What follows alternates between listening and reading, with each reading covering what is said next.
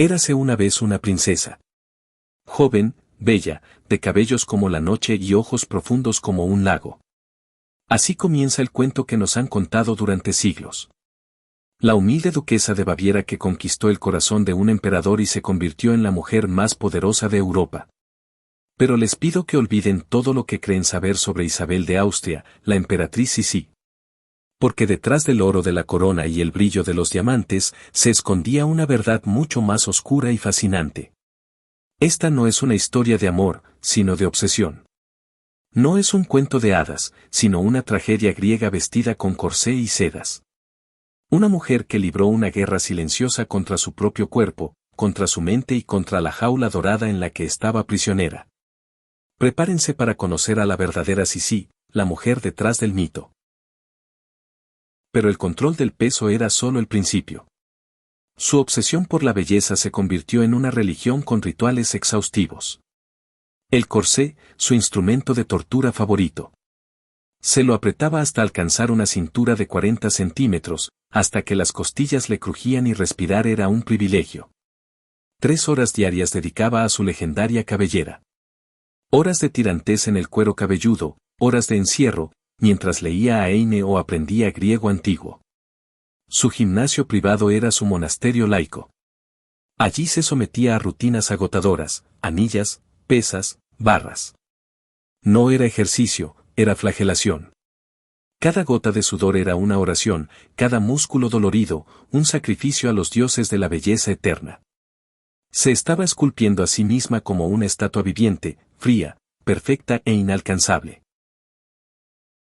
Imaginen la escena, el Palacio de Hofburg en Viena. No un hogar, sino una máquina perfecta de protocolo y represión.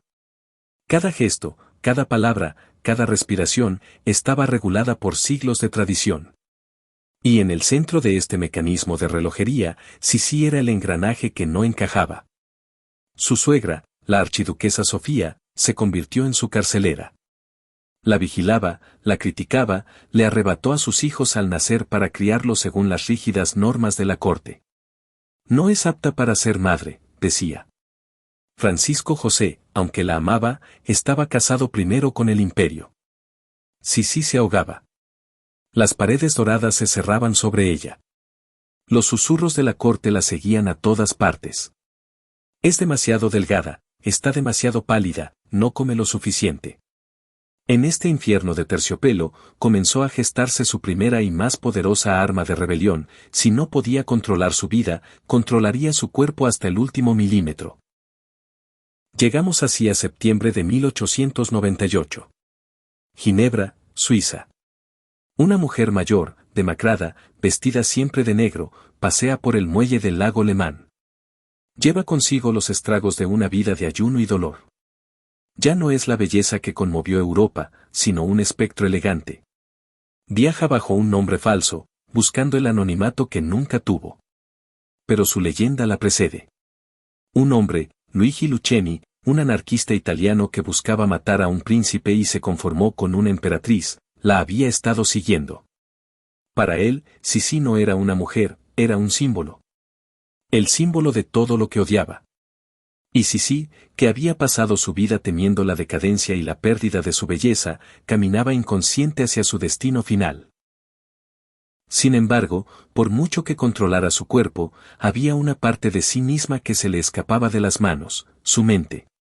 Lo que la corte llamaba nervios femeninos, era, en realidad, una depresión profunda que la acompañaría toda la vida. Una niebla gris y espesa que nublaba sus días. Y su escape fue la fuga. La emperatriz se convirtió en la gran errabunda. Viajaba sin cesar, Madeira, Corfú, Hungría. Huía de Viena como se huye de la peste, pero la melancolía viajaba con ella en el equipaje. En su soledad, escribía. Poesías oscuras, desgarradoras, que eran el verdadero diario de su alma. Llevo mi tristeza como un tesoro escondido, escribió. En Corfú, construyó el Palacio Achilleyon, dedicado a Aquiles, el héroe herido. Se identificaba con ese dolor, con esa fatalidad. La poesía era su grito ahogado, el único lugar donde podía ser completamente ella misma, sin máscaras ni corsés. Y entonces, el espejo se quebró por completo. La tragedia, que siempre había merodeado a su alrededor, golpeó con fuerza brutal. Primero, la misteriosa muerte de su primo, el rey Luis II de Baviera, otro espíritu incomprendido, ahogado en un lago. Un espejo de su propia alma rota. Pero el golpe definitivo llegó en 1889, desde el pabellón de casa de Mayerling. Su único hijo, el príncipe heredero Rodolfo, había muerto en un aparente pacto suicida. Aquel suceso partió en dos lo que quedaba de su corazón. La madre a la que le habían arrebatado a su hijo cuando era un bebé, ahora lo perdía para siempre en las circunstancias más horribles. A partir de ese día, Sisi se vistió de luto perpetuo. Su vida ya no era una búsqueda de la belleza, sino una larga espera para reunirse con los suyos. La depresión se volvió su única y verdadera compañera. Llegamos así a septiembre de 1898. Ginebra, Suiza. Una mujer mayor, demacrada, vestida siempre de negro, pasea por el muelle del lago Le Mans. Lleva consigo los estragos de una vida de ayuno y dolor. Ya no es la belleza que conmovió Europa, sino un espectro elegante. Viaja bajo un nombre falso, buscando el anonimato que nunca tuvo. Pero su leyenda la precede. Un hombre, Luigi Lucchesi, un anarquista italiano que buscaba matar a un príncipe y se conformó con una emperatriz, la había estado siguiendo. Para él, Sisi no era una mujer, era un símbolo. El símbolo de todo lo que odiaba. Y Sisi, que había pasado su vida temiendo la decadencia y la pérdida de su belleza, caminaba inconsciente hacia su destino final. Fue un acto rápido, mezquino. Lucchesi se acercó, fingió tropezar y le clavó una lesna afilada en el pecho. La herida era pequeña, casi imperceptible.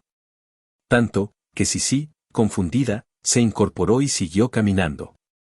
No fue hasta minutos después, en el barco, cuando se desplomó. La hemorragia interna la estaba matando. La mujer que había controlado cada caloría que entraba en su cuerpo, murió desangrándose por dentro. La ironía era cruel, había dedicado su vida a esculpir su imagen para la eternidad, y fue la violencia absurda de un extraño la que finalmente la inmortalizó. En su muerte, como en su vida, el control fue una ilusión. Fue un acto rápido, mezquino. Lucchesi se acercó, fingió tropezar y le clavó una lesna afilada en el pecho. La herida era pequeña, casi imperceptible. Tanto, que Sisi, confundida, se incorporó y siguió caminando. No fue hasta minutos después, en el barco, cuando se desplomó. La hemorragia interna la estaba matando. La mujer que había controlado cada caloría que entraba en su cuerpo, murió desangrándose por dentro. La ironía era cruel, había dedicado su vida a esculpir su imagen para la eternidad, y fue la violencia absurda de un extraño la que finalmente la inmortalizó. En su muerte, como en su vida, el control fue una ilusión. ¿Qué nos queda, entonces, de la emperatriz Sisi?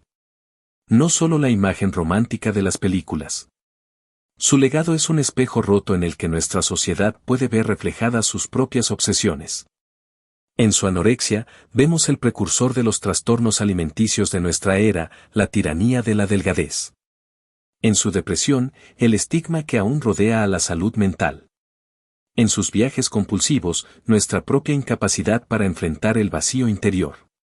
Sisi fue una mujer moderna atrapada en un mundo antiguo. Una poeta sin voz, una rebelde sin causa, un alma libre que se convirtió en prisionera de sí misma. Su historia nos recuerda que las jaulas más sofisticadas no están hechas de barrotes, sino de expectativas, de ideales de belleza y del peso insoportable de una corona. Y su suspiro, más de un siglo después, todavía resuena como una advertencia.